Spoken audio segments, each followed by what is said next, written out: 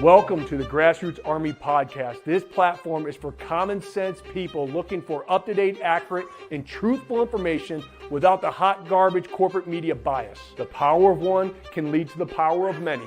You never know what small act that you may say or do that may literally change the lives of millions tomorrow. And don't you ever think that you can't make a difference, because you can.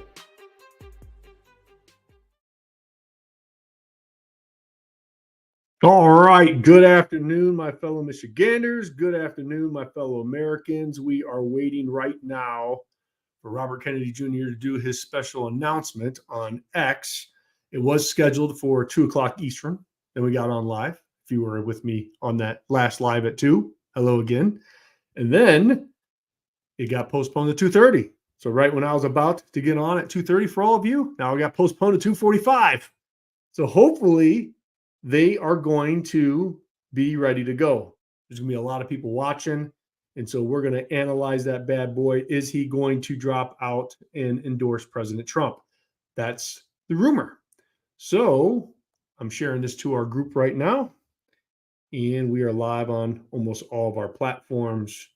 So good. I'm even going to go live on Commie TikTok.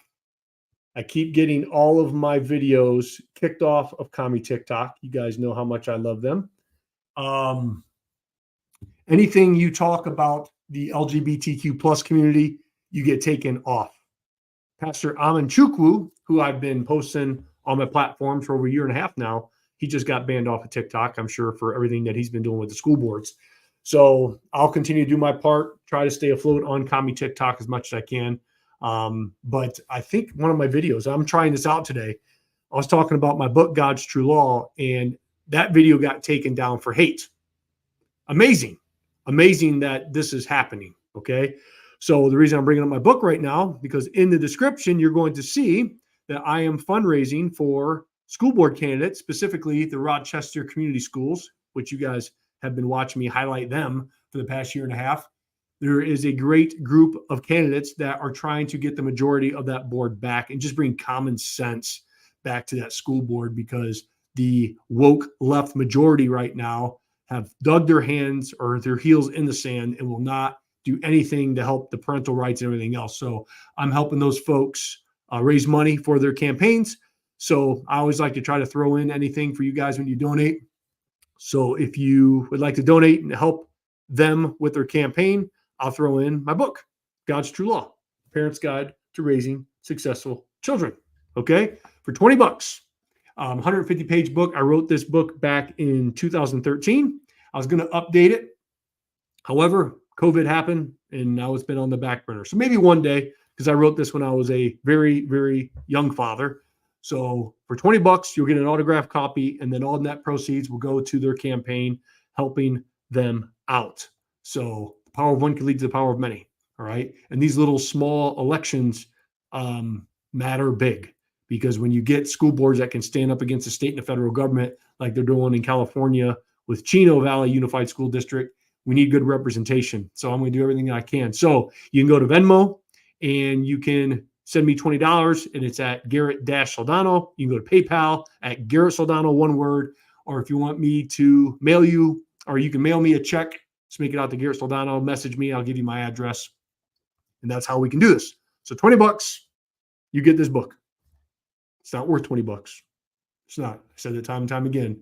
And I said this too, back in 2013, we were selling this puppy for $17.95 or $17.95. So $20 is a pretty good steal, because Bidenomics, this should probably be selling for $50. But yeah, get your book, $20, and then I'll send it to you, and you can read a little bit about my story and my past.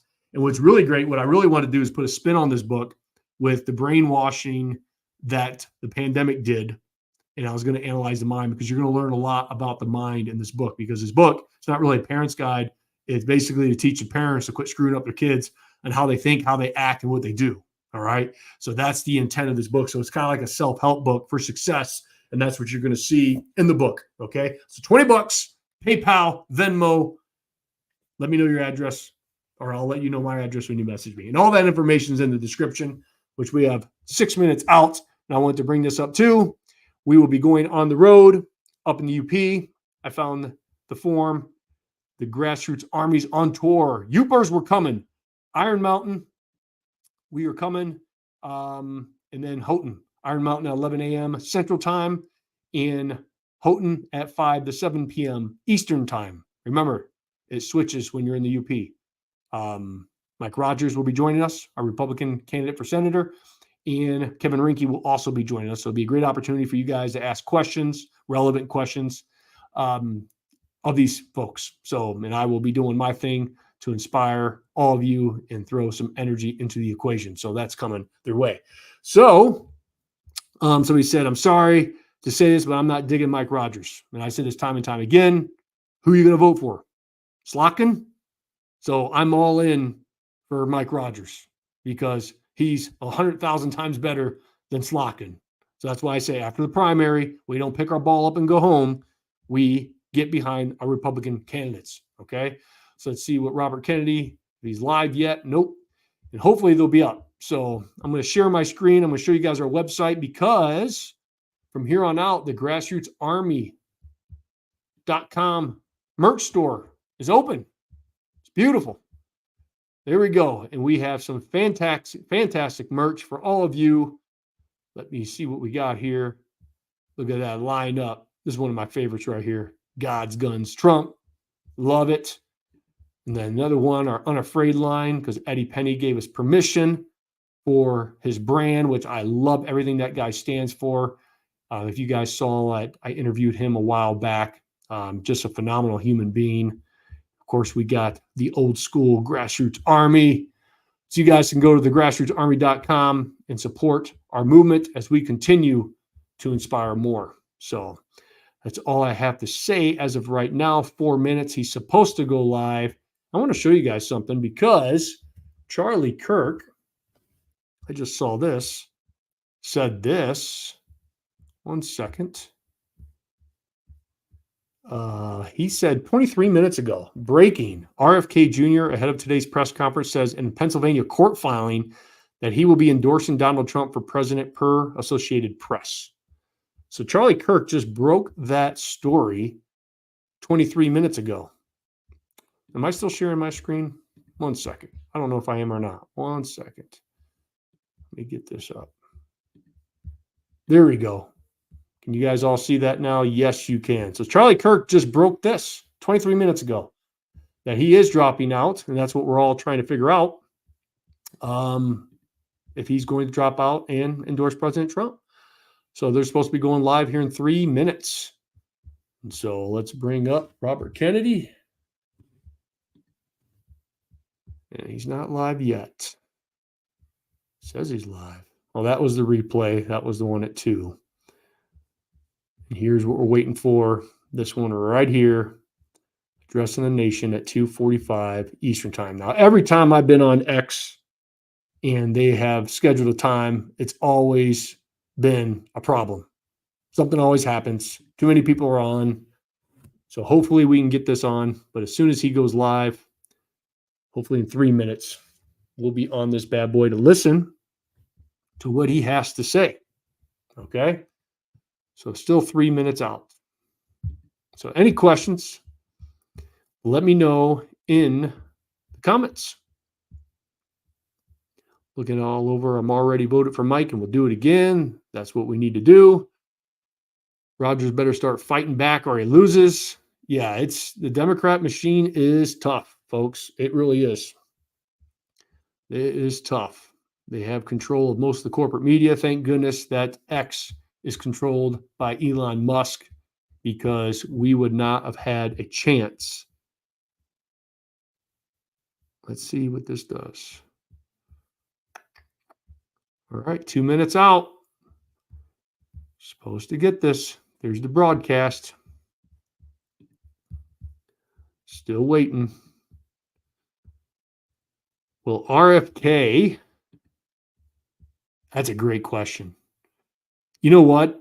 I hope he is. You know, there's some things obviously I don't like about Robert Kennedy, because he is basically an old school Democrat, but so is JFK, which they're kind of considered moderate Republican. Oh, there it is, folks.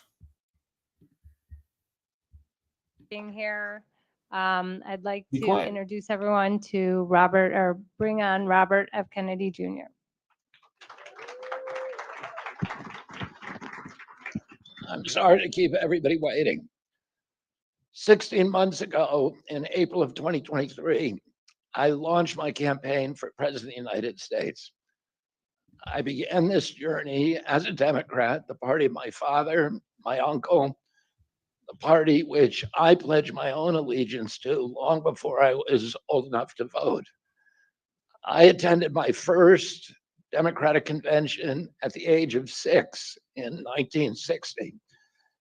And back then, the Democrats were the champions of the Constitution, of civil rights. The Democrats stood against authoritarianism, against censorship, against colonialism, imperialism, and unjust wars. We were the party of labor, of the working class.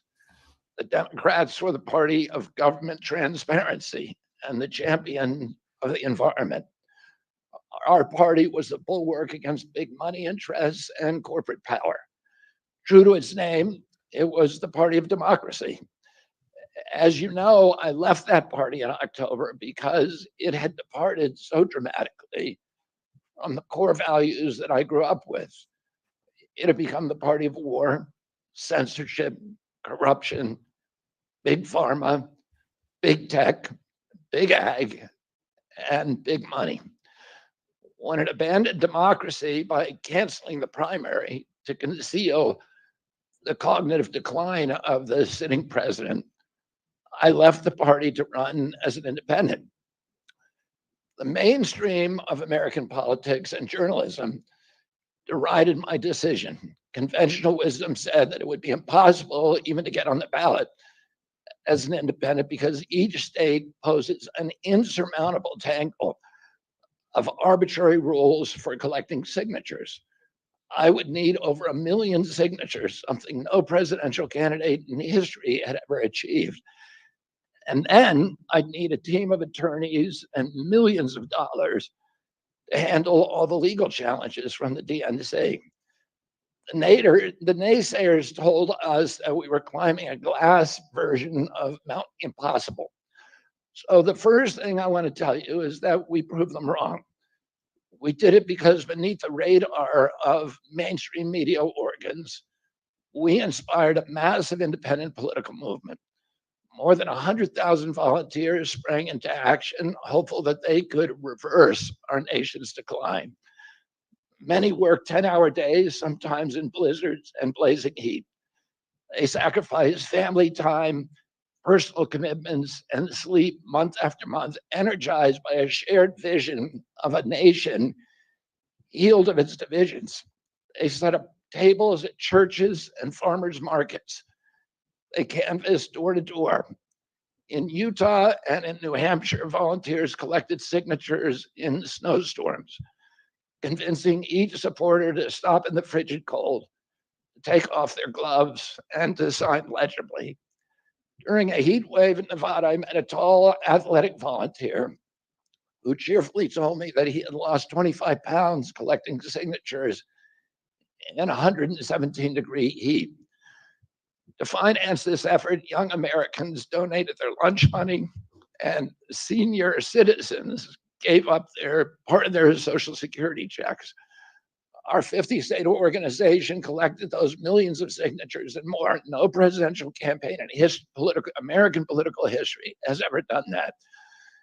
And so I want to thank all of those dedicated volunteers and congratulate the campaign staff who coordinated this enormous logistical feat.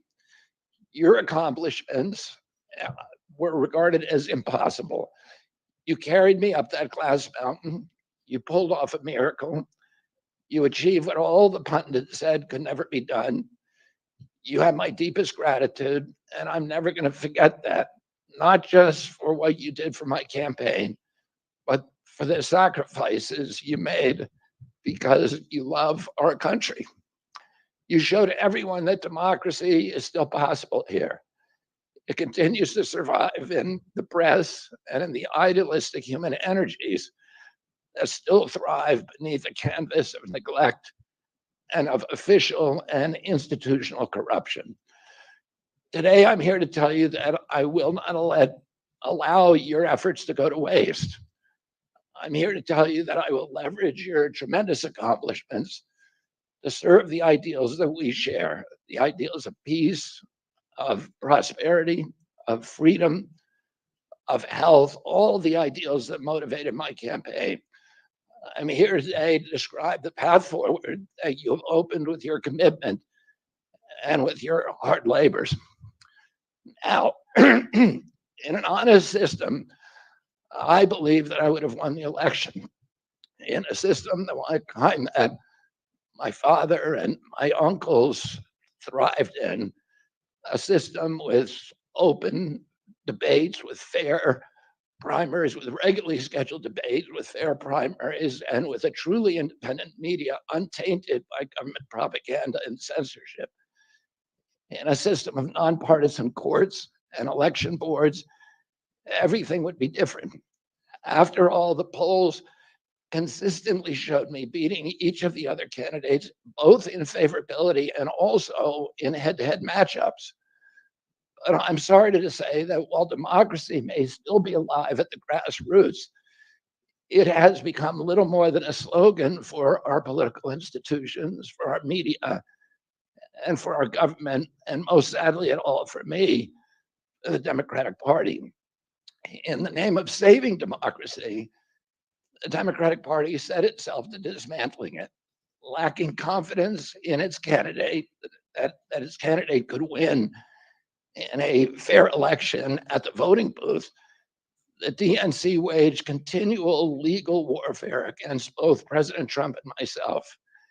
Each time that our volunteers turned in those towering boxes of signatures needed to get on the ballot, the DNC dragged us into court, state after state, attempting to erase their work and to subvert the will of the voters who had signed those petitions. It deployed DNC aligned judges to throw me and other candidates off the ballot and to throw President Trump in jail. It ran a sham primary that was rigged to prevent any serious challenge to President Biden. Then, when a predictably bungled debate performance precipitated the palace coup against President Biden, the same shadowy DNC operatives appointed his successor, also without an election. They installed a candidate who was so unpopular with voters that she dropped out in 2020 without winning a single delegate. My uncle and my father both relished debate. They prided themselves on their capacity to go toe to toe with any opponent in the battle over ideas. They would be astonished to learn of a Democratic Party presidential nominee who, like Vice President Harris, has not appeared in a single interview or an unscripted encounter with voters for 35 days. This is profoundly undemocratic. How are people to choose when they don't know whom they are choosing? And how can this look to the rest of the world? My father and my uncle were always conscious of America's image abroad because of our nation's role as the template for democracy, a role model for democratic processes, and the leader of the free world. Instead of showing us her substance and character, the DNC and its media organs engineered a surge of popularity for Vice President Harris based upon, well, nothing. No policies, no interviews, no debates, only smoke and mirrors and balloons in a highly produced Chicago circus. There in Chicago, a string of Democratic speakers mentioned Donald Trump 147 times just on the first day. Oh, who needs a policy when you have Trump to hate? In contrast, at the RNC convention, President Biden was mentioned only twice in 4 days. I do interviews every day. Many of you have interviewed me. Anybody who asks gets to interview me. Some days I do as many as 10. President Trump, who actually was nominated and won an election, also does interviews daily. How did the Democratic Party choose a candidate that has never done an interview or debate during the entire election cycle? We know the answers. They did it by weaponizing the government agencies. They did it by abandoning democracy. They did it by suing the opposition and by disenfranchising American voters. What most alarms me isn't how the Democratic Party conducts its internal affairs or runs its candidates. What alarms me is the resort to censorship and media control and the weaponization of the federal agencies. When a US president colludes with or outright coerces media companies to censor political speech, it's an attack on our most sacred right of free expression. And that's the very right upon which all of our other constitutional rights rest. President Biden mocked Vladimir Putin's 88% landslide in the Russian elections, observing that Putin and his party controlled the Russian press and that Putin prevented serious opponents from appearing on the ballot. But here in America, the DNC also prevented opponents from appearing on the ballot. And our television networks expose themselves as Democratic Party organs. Over the course of more than a year in a campaign where my poll numbers reached at times in the high 20s, the DNC allied mainstream media networks maintain a near perfect embargo on interviews with me. During his 10-month presidential campaign in 1992, Ross Perot gave 34 interviews on mainstream networks. In contrast, during the 16 months since I declared, ABC, NBC, CBS, MSNBC, and CNN combined gave only 2 live interviews from me. Those networks instead ran a continuous deluge of hit pieces with inaccurate, often vile, pejoratives and defamatory smears. Some of those same networks and colluded with the DNC to keep me off the debate stage. Representatives of those networks are in this room right now, and I'll just take a moment to ask you to consider the many ways that your institutions have abdicated this really sacred responsibility, the duty of a free press to safeguard democracy and to challenge always the party in power. Instead of maintaining that posture of fear, skepticism toward authority, your institutions have made themselves government mouthpieces and stenographers for the organs of power. You didn't alone cause the devolution of American democracy, but you could have prevented it. The Democratic Party's censorship of social media was even more of a naked exercise of executive power. This week, a federal judge, Terry Doty, upheld my injunction against President Biden, calling the White House's censorship project, quote, the most egregious violation of the First Amendment in the history of the United States of America. Doty's previous 155-page decision details how just 37 hours after he took the oath of office, swearing to uphold the Constitution, President Biden and his White House opened up a portal and then invited the CIA, the FBI, CISA, which is a censorship agency, it's the center of the censorship industrial complex, DHS, the IRS, and other agencies to censor me and other political dissidents on social media. Even today, users who try to post my campaign videos to Facebook or YouTube get messages that this content violates community standards. 2 days after Judge Doty rendered his decision this week, Facebook was still attaching warning labels to an online petition calling on ABC to include me in the upcoming debate. They said that violates community standards, their community standards. The mainstream media was once the guardian of the First Amendment and democratic principles. and it's joined this systemic attack on democracy.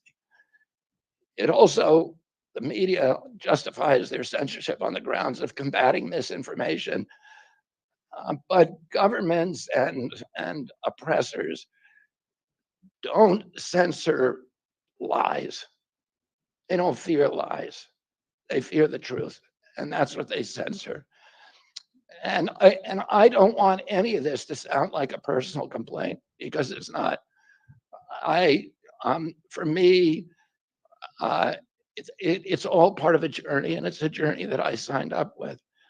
But I need to make these observations because I think they're critical for us doing the thing that we need to do as citizens in a democracy to assess where we are in this country and what our democracy still looks like, and the assumptions about US leadership around the globe. And are we living up? Are we really still a role model for democracy in this country? Or have we made it, a kind of a joke? And here's the good news. While mainstream outlets denied me a critical platform, they didn't shut down my ideas, which have especially flourished among young voters and independent voters, thanks to the alternative media. Many months ago, I promised the American people that I would withdraw from the race if I became a spoiler. A spoiler is someone who will alter the outcome of the election but has no chance of winning. In my heart, I no longer believe that I have a realistic path to electoral victory in the face of this relentless systematic censorship and media control. So I cannot, in good conscience, ask my staff and volunteers to keep working their long hours or ask my donors to keep giving when I cannot honestly tell them that I have a real path to the White House. Furthermore, our polling consistently showed that by staying on the ballot in the battleground states, I would likely hand the election over to the Democrats, with whom I disagree on the most existential issues: censorship, war, and chronic disease. Oh, I want everyone to know that I am not terminating my campaign. I am simply suspending it and not ending it. My name my name will remain on the ballot in most states. If you live in a blue state, you can vote for me without harming or helping President Trump or Vice President Harris. In red states, the same will apply. I encourage you to vote for me. And if enough of you do vote for me, and neither of the major party candidates win 270 votes, which is quite possible. In fact, today our polling shows them tying at 269 to 269. And I could conceivably still end up in the White House in a contingent election. But in about 10 battleground states where my presence would be a spoiler, I'm going to remove my name. And I've already started that process and urge voters not to vote for me. It's with a sense of victory and not defeat that I'm suspending my campaign activities. Not only did we do the impossible by collecting 1 million signatures, we changed the national political conversation forever. Chronic disease, free speech, government corruption, breaking our addiction to war have moved to the center of politics. I can say to all who have worked so hard the last year and a half, thank you for a job well done. 3 great causes drove me to enter this race in the first place, primarily. And these are the principal causes that persuaded me to leave the Democratic Party and, and run as an independent. And now to throw my support to President Trump.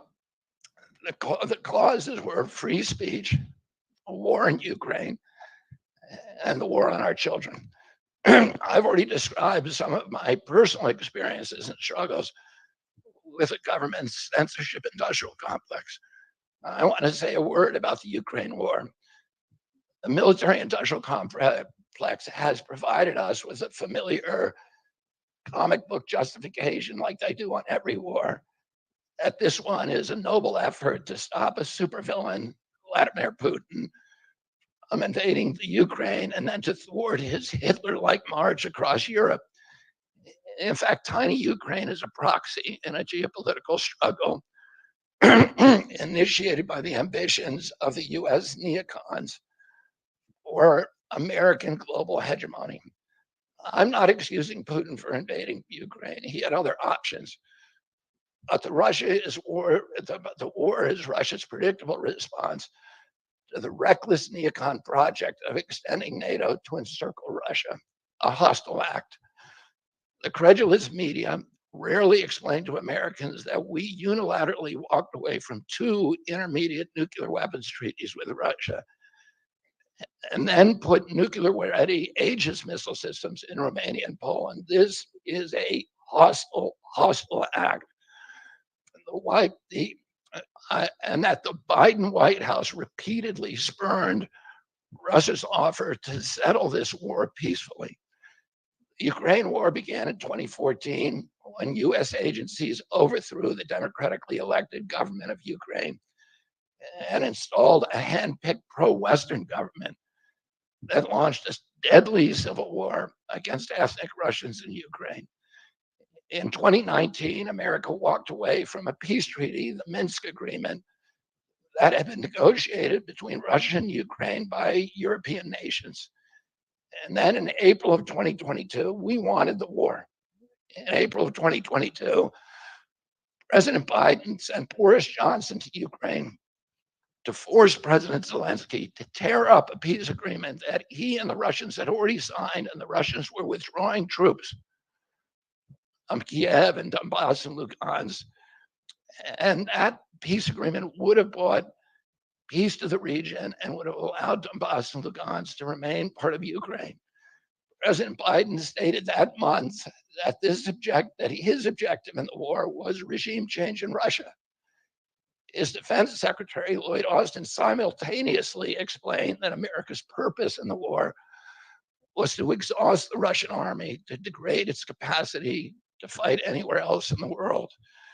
These objectives, of course, have nothing to do with what they were telling Americans about protecting Ukraine's sovereignty. Ukraine is a victim in this war, and it's a victim of the West. Since then, of Russia and both Russia and the West. Since then, we have, since tearing up that agreement, forcing Zelensky to tear up the agreement, we've squandered the flower of Ukrainian youth, as many as 600,000 Ukrainian kids and over 100,000 Russian kids, all of whom we should be mourning, have died, and the Ukraine's infrastructure is destroyed. The war has been a disaster for our country as well. We squandered nearly $200 billion already, and these are badly needed dollars in our communities, suffering communities all over our country.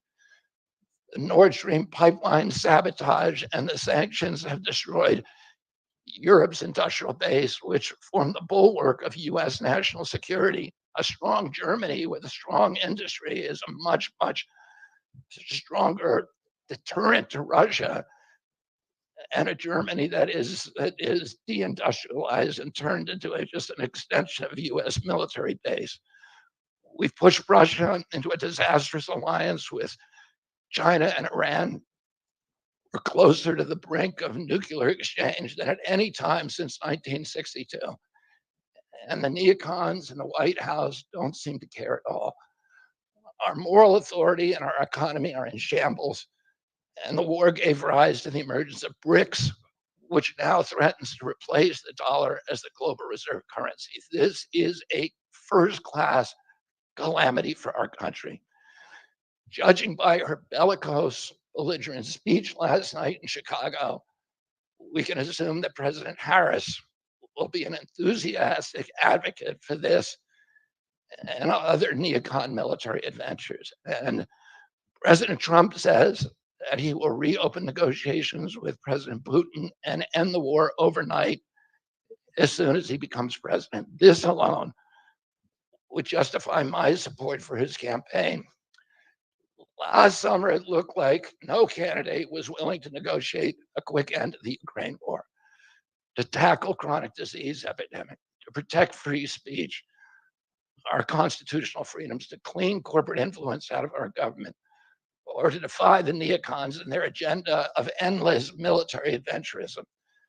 But now one of the two candidates has adopted these issues as his own, to the point where he has asked to enlist me in his administration. I'm speaking, of course, of Donald Trump. Less than 2 hours after President Trump narrowly escaped assassination, Callie Means called me on my cell phone. I was then in Las Vegas. Callie is arguably the leading advocate for food safety, for soil regeneration, and for ending the chronic disease epidemic that is destroying America's health and ruining our economy. Callie has exposed the insidious corruption at the FDA, the NIH, the HHS, and the USDA that has caused the epidemic. Callie had been working on and off for my campaign, advising me on those subjects since the beginning. And those subjects have been my primary focus for the last 20 years. I was delighted when Callie told me that day that he had also been advising President Trump. He told me President Trump was anxious to talk to me about chronic disease and other subjects and to explore avenues of cooperation. He asked if I would take a call from the president. President Trump telephoned me a few minutes later, and I met with him the following day. A few weeks later, I met again with President Trump and his family members and closest advisors in Florida. In a series of long, intense discussions, I was surprised to discover that we are aligned on many key issues. In those meetings, he suggested that we join forces as a unity party. We talked about Abraham Lincoln's team of rivals. That arrangement would allow us to disagree publicly and privately, and fiercely, if need be, on issues over which we differ, while working together on the existential issues upon which we are in concordance. I was a ferocious critic of many of the policies during his first administration, and there are still issues and approaches upon which we continue to have very serious differences. We are aligned with each other on other key issues like ending the forever wars, ending the childhood disease epidemics, securing the border, protecting freedom of speech, unraveling the corporate capture of our regulatory agencies, getting the US intelligence agencies out of the business of propagandizing and censoring and surveilling Americans and interfering with our elections. Following my first discussion with President Trump, I tried unsuccessfully to open similar discussions with Vice President Harris. Vice President Harris declined to meet or even to speak with me. Suspending my candidacy is a heart-rending decision for me, but I'm convinced that it's the best hope for ending the Ukraine war and ending the chronic disease epidemic that is eroding our nation's vitality from the inside, and for finally protecting free speech. I feel a moral obligation to use this opportunity to save millions of American children above all things. In case some of you don't realize how dire the condition is of our children's health and chronic disease in general, I would urge you to view Dr. Carlson's recent interview with Callie Means and his sister, Dr. Casey Means, who is the top graduate of her class at Stanford Medical School. This is an issue that affects all of us far more directly and urgently than any culture war issue and all the other issues that we obsess on and that are tearing apart our country. This is the most important issue. Therefore, it has the potential to bring us together. So let me share a little bit about why I believe it's so urgent. Today, 2/3, we spend more on healthcare than any country on earth, twice what they pay in Europe. And yet we have the worst health outcomes of any nation in the world. We're about 79th in health outcomes behind Costa Rica and Nicaragua and Mongolia and other countries. Nobody has a chronic disease burden like we have. And during the COVID epidemic, we had the highest body count of any country in the world. We had 16% of the COVID deaths, and we only have 4.2% of the world's population. And CDC says that's because we are the sickest people on earth. We have the highest chronic disease rate on earth. And the average American who died from COVID had 3.8 chronic diseases. So these were people who had immune system collapse, who had mitochondrial dysfunction. And no other country has anything like this. 2/3 of American adults and children suffer from chronic health issues. 50 years ago, that number was less than 1%. So we've gone from 1% to 66%. In America, 74% of Americans are now overweight or obese, and 50% of our children. 120 years ago, when somebody was obese, they were sent to the circus. There were case reports done about them. Obesity was almost unknown. In Japan, the childhood obesity rate is 3% compared to 50% here. Half of Americans have prediabetes or type 2 diabetes. When my uncle was president, I was a boy. Juvenile diabetes was effectively non-existent. A typical pediatrician would see one case of diabetes during his entire career, a 40 or 50-year career. Today, 1 out of every 3 kids who walks through his office door is diabetic or pre-diabetic. And the mitochondrial disorder that caused diabetes, also causing Alzheimer's, which is now classified as diabetes. And it's costing this country more than our military budget every year. There's been an explosion of neurological illnesses that I never saw as a kid: ADD, ADHD, speech delay, language delay, Tourette's syndrome, narcolepsy, ASD, Asperger's, autism. In the year 2000, the autism rate was 1 in 1,500. Now, autism rates in kids are 1 in 36, according to CDC nationally. Nobody's talking about this. 1 in every 22 kids in California has autism. And this is a crisis that 77% of our kids are too disabled to serve in the United States military. What is happening to our country? And why isn't this in the headlines every single day?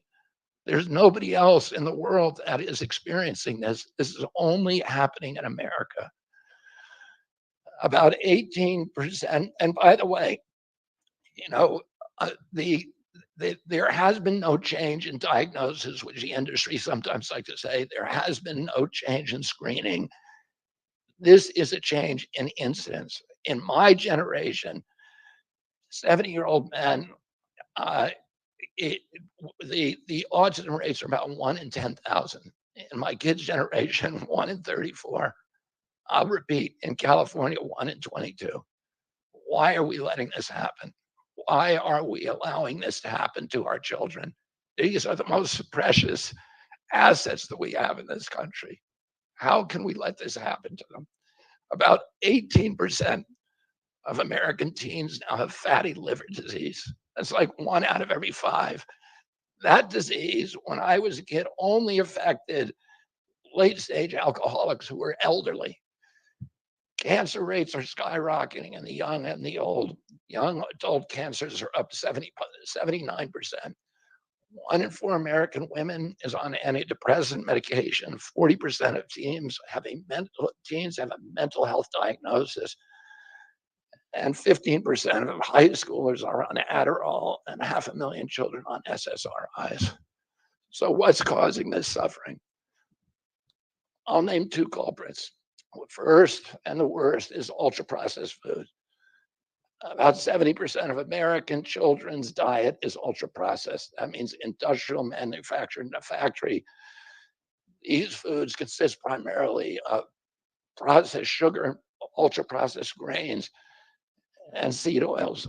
Laboratory scientists who many of whom formerly worked for the cigarette industry, which purchased all the big food companies in the 1970s and 80s, deployed thousands of scientists to figure out chemicals, new chemicals to make the food more addictive.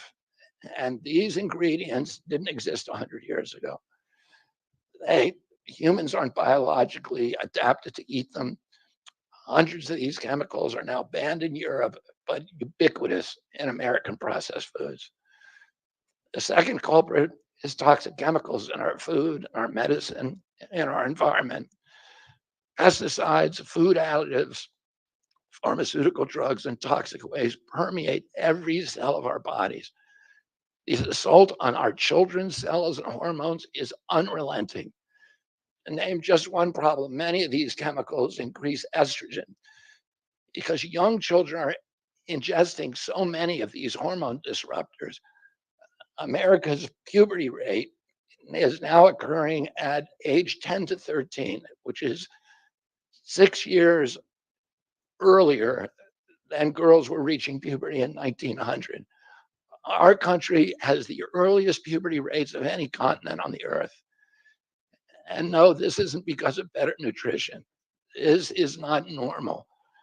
Breast cancer is also estrogen driven, and it now strikes 1 in 8 women. We are mass poisoning all of our children and our adults. Considering the grievous human cost of this tragic epidemic of chronic disease, it seems almost crass to mention the damage it does to our economy. But I'll say it is crippling the nation's finances. When my uncle was president, our country spent $0 on chronic disease. Today, government healthcare spending is almost all for chronic disease, and it's double the military budget. And it is the fastest growing budget item in the federal budget. And chronic disease costs more to the economy as a whole, costs at least $4 trillion, 5 times our military budget.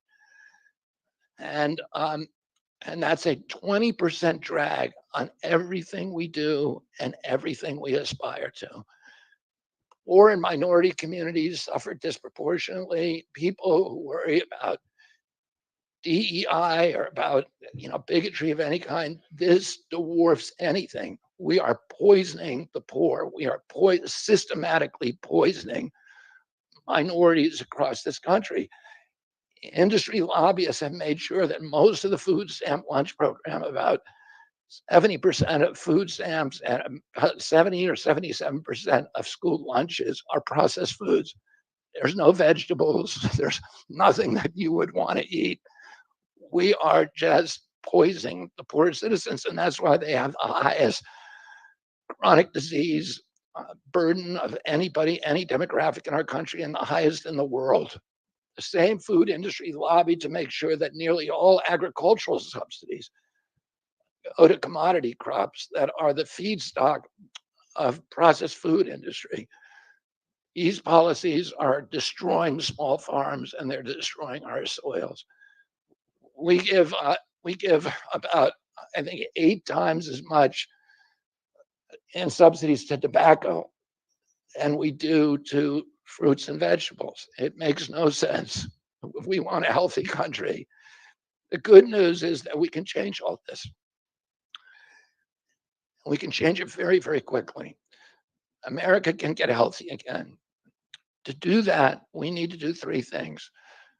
First, we need to root out the corruption in our health agencies. Second, we need to change incentives in our healthcare system. And third, we need to inspire Americans to get healthy again. 80% of NIH grants go to people who have conflicts of interest. These are the people, virtually everybody who sits, Joe Biden just appointed a new panel to NIH to decide the food recommendations. And they're all people who are from the industry. They're all people who are from the processed food companies. They're deciding what Americans, here is healthy. And the recommendations on the food pyramid and what goes to our school lunch programs, what go to the program, the Swiss program, the food stamp programs, they're all corrupted and conflicted individuals. These agencies, the FDA, USDA, and CDC, all of them are controlled by giant for-profit corporations. 75% of the FDA's funding doesn't come from taxpayer, it comes from pharma. And pharma executives and consultants and lobbyists cycle in and out of these agencies with President Trump's backing. I'm going to change that. We're going to staff these agencies with honest scientists and doctors who are free from industry funding. We're going to make sure the decisions of consumers, doctors, and patients are informed by unbiased science. A sick child is the best thing for the pharmaceutical industry. When American children or adults get sick with a chronic condition, they're put on medication for their entire life. Imagine what will happen when Medicare starts paying for Ozempic, which costs $1,500 a month, and it's being recommended for children as young as 6, all for a condition, obesity, that is completely preventable and barely even existed 100 years ago.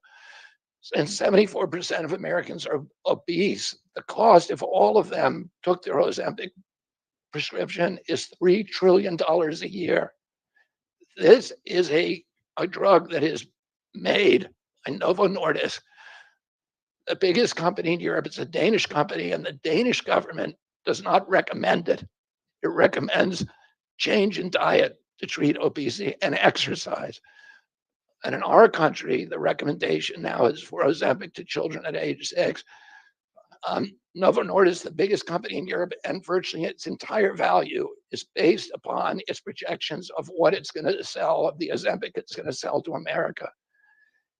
And we have the food lobbyists have a bill in front of Congress today that is backed by the White House, backed by Vice President Harris and President Biden, to allow this to happen. This $3 trillion cost that is going to bankrupt our country. For a fraction of that amount, we could buy organic food for every American family, 3 meals a day, and eliminate diabetes altogether. We're going to bring healthy food back to school lunches.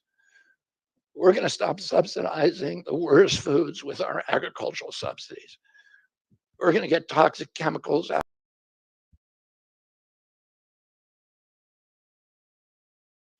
All right, folks. What I'm going to do now is President Trump is live.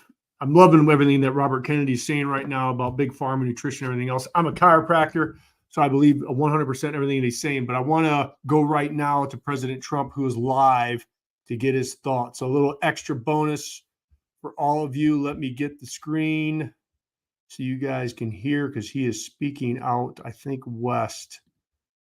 So here we go. Next time to eat. Is that okay? I will be doing that too. We have with us Lieutenant Governor Stavros Anthony, wherever Stavros is. Thank you very much, Stavros. That's an honor.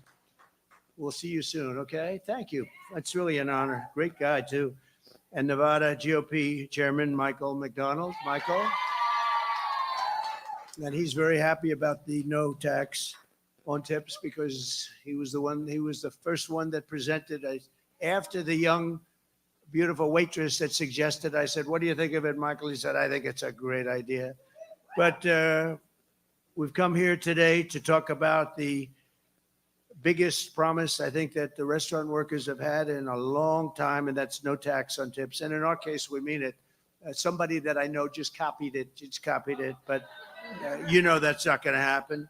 If you're a restaurant worker, a bartender, a hospitality worker, a caddy, a barber, a mover, driver of any kind, or anyone else, you rely on a lot of tip income, hopefully a lot. But when I win in November, hopefully we're going to win. We're going to turn our country around. We're going to make America great again.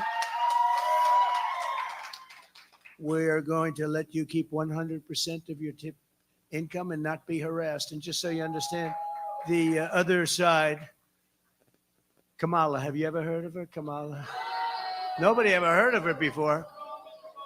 She lost in the first round. She was the first one out in the It's a weird thing. He got 14 million votes and he's sitting on a beach angry as hell. And she got no votes and she's running. So you explained that to me. But the United States is home to an estimated 5.5 million workers whose livelihoods depend on tip income.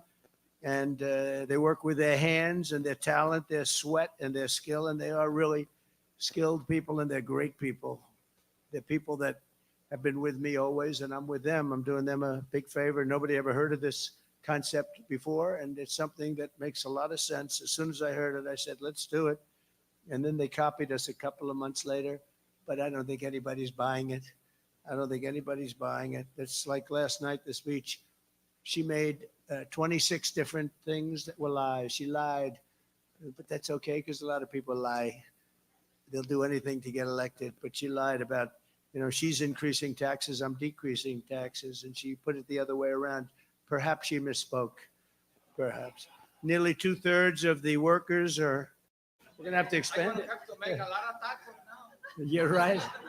You're right. And thank you very much. I want to thank everybody for being here. We just had a very nice endorsement from RFK Jr., Bobby. And I'll be talking about that. We're heading out right after this. We're going to be going to Arizona. We'll be talking about that and a lot of other things too. But I just want to thank everybody. And I want to thank Bobby. That was very nice. That was really very nice. That's big. He's a great guy, respected by everybody. So thank you all for this incredible welcome we're getting. And I'm going to tell Javier the next time we do this together, he's going to. All right. So you guys can watch that on the Right Side Broadcasting. But I just wanted to get his thoughts. It started a little forward, so I had to go back 5 minutes to when he said about Robert Kennedy's endorsement. So it's kind of like a sort of endorsement. He's still going to be on the ballot in some of those states, but I think it's great. Really dig as a chiropractor everything he's saying about nutrition, toxicity. I mean, chiropractor's been saying that for a very, very long time. We are always labeled as quacks for questioning our nutrition and big pharma and everything else. So it's good to finally have some leadership talking about that because we are very, very sick. I think we're the most medicated we've ever been in the history of our species. We're living longer, but our quality of life is not where it needs to be. We're dying longer. That's what basically it is. So I'm excited for hopefully Robert Kennedy to be on President Trump's cabinet, to really hold big pharma accountable, get everything back to where it needs to be. So all good news. I'm sure the Democrats over on X are throwing a hissy fit that Robert Kennedy has thrown his support behind President Trump. So I wanted to get on here today and allow you guys to see that. Again, we're help fundraising for schools, school board candidates that are taking back their woke school boards. I put this in the description, talked about it early on the live. If you guys would like to support these conservative school board members who are trying to bring common sense and logic back to some of the nasty school boards, I'm raising money and helping their campaigns. So for $20, I'll give you a copy of my book that I wrote back in 2013, God's True Law, Parents Guide Raising Successful Children. I put it in the description where you can send that money. Venmo me at Garrett-Soldano, $20, or PayPal, Garrett Soldano, one word, or you can message me. I'll send you my mailing address and you can mail me a check for $20. Make the check out to Garrett Soldano, and we're donating all the net proceeds to those campaigns. Each one teach many, that's for sure. So have a phenomenal day, great weekend. I'll be on the road tomorrow. I have to speak at a fundraiser. Then I'll be on the road up to the UP next week. Ubers, we're coming. Iron Mountain Houghton, it's in the description. It's been posted everywhere. I will see you all soon. Great day. Now, allow us to enjoy the hissy fit of the radical left. God bless you. God bless the state of Michigan. Of course, and always, God bless these United States. Till next time. Bye-bye.